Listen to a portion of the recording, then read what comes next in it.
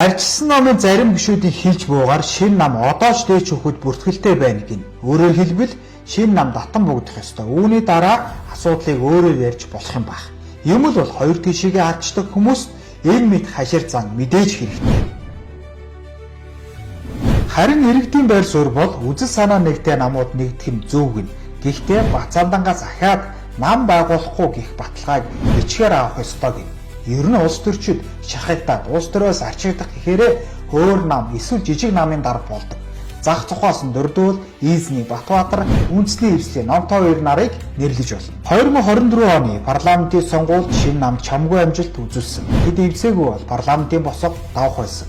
Хуулиараа нам бол нийт сонгогчдын 5%, эвсэл бол 7%-ээс дээш санал авч байж босго давдаг. Тусмаа Монголын уламжлалын нэгдсэн намтай хамтран сонгуульд оролцож нийт сонгогчдын 479% буюу 69,682 хүний санал авч 7%-ийнхаа босгыг давж чадаагүй. Монголын арчил хизээ бэгчих юм бол танд хариулт байна уу?